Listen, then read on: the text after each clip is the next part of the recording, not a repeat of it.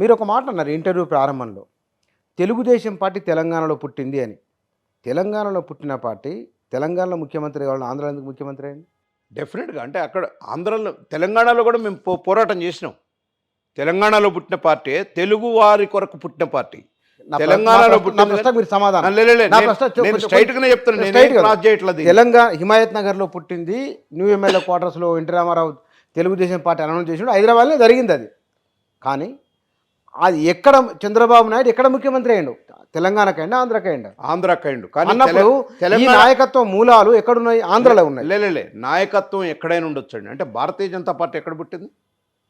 Bharatiya Janata party ఎక్కడ పుట్టింది? Congress party ఎక్కడ పుట్టింది? ఎందుకు ఈ 30 రాష్ట్రాల్లో ఉంది? అది జాతీయ పార్టీ చెప్పు. మాది కూడా జాతీయ పార్టీ అండి. ప్రాంతీయ. నేను అదే అంటున్నా బుచ్చన్న గారు, 2014 ఏదైతే ఉద్యమం స్పిరిట్ తోటి పోయినామో తెలంగాణ ప్రాంత ప్రజలు మాకు 15 సీట్లు ఇచ్చారు. Not a joke. 15 సీట్లు అంటే 24% తోటి కాంగ్రెస్ పార్టీకి 22 సీట్లు ఇచ్చారు. భారతీయ జనతా పార్టీకి 5 సీట్లు ఇచ్చారు. ఇంకా ఆ రోజు మేము భారతీయ జనతా పార్టీకి 50 సీట్లు ఇచ్చినాం కాబట్టి మేము చాలా వరకు కోల్పోయినాం.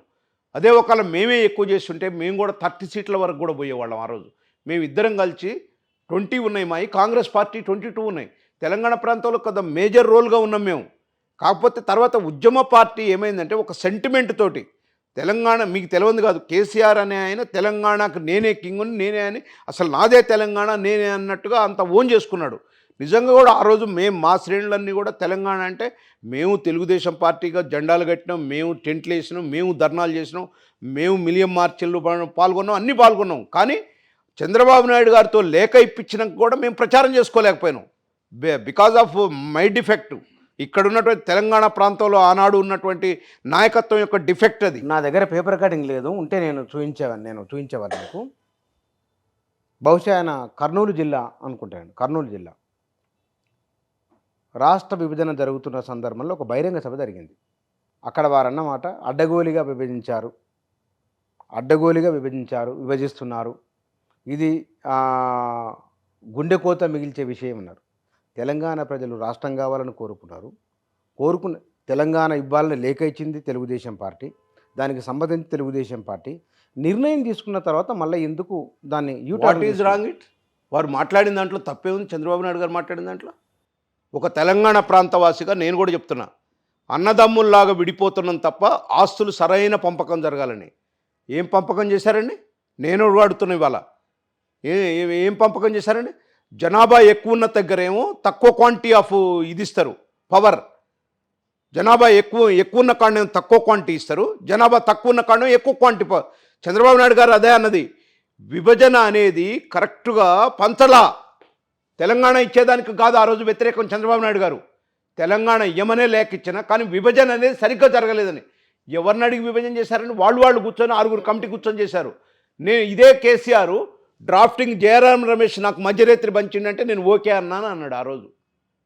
ఆయనే చెప్పాడు కదా, ఈ పంపకాలన్నీ కూడా నేను ఒప్పుకున్నానని. 1 సైడెడ్గా చేశారండి, తప్పది. నేను అదే అంటున్నా, ఇవాళకి కూడా అంటున్నా, తెలంగాణ ప్రాంత వాసిగా కూడా చెప్తున్నా. ఆ పంపకాల్లో కానీ మొన్న జగన్మోహన్ రెడ్డి వచ్చిన తర్వాత ఈయన ఏదైతే చంద్రబాబు నాయుడు గారు ఉత్తగా సెక్రటరియట్ ఆపిండా, 9-10 షెడ్యూల్లో ఉన్నటువంటి సంస్థలన్నిటి కూడా 2 లక్షల ఆస్తులు ఉన్నాయి, అవన్నీ కూడా పంపకాలు జరిగితే ఈక్వల్గా చేయాలని. మీకు ఇంకోటి ఆన్ రికార్డ్ ఇవాళ చెప్తున్నా మీకు బుచ్చన్న గారు, 2 ముఖ్యమంత్రులకి జగన్మోహన్ రెడ్డికి కేసీఆర్కి నేను వాయిస్ మెయిల్ పంపించిన. సార్ కనీసం గెస్ట్ హౌజ్లన్నా వాళ్ళకు ఉండనియండి. తెలంగాణ ప్రాంతవాసినే, మొత్తం గెస్ట్ హౌజ్లు నాకే వస్తున్నాయి. కానీ అట్లా కాదు, అది తప్పది.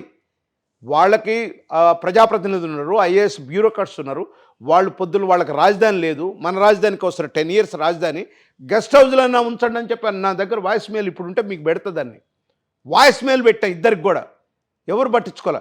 వైసీపీలో ఉన్న కొంతమంది లీడర్లు నాకు తెలిసిన వాళ్ళకి కబురు పంపిన, అరే మీ ముఖ్యమంత్రి అడగమనమయ్యా కనీసం గెస్ట్ హౌజ్లు కొన్ని ఉంచుకోండి అయ్యా అని.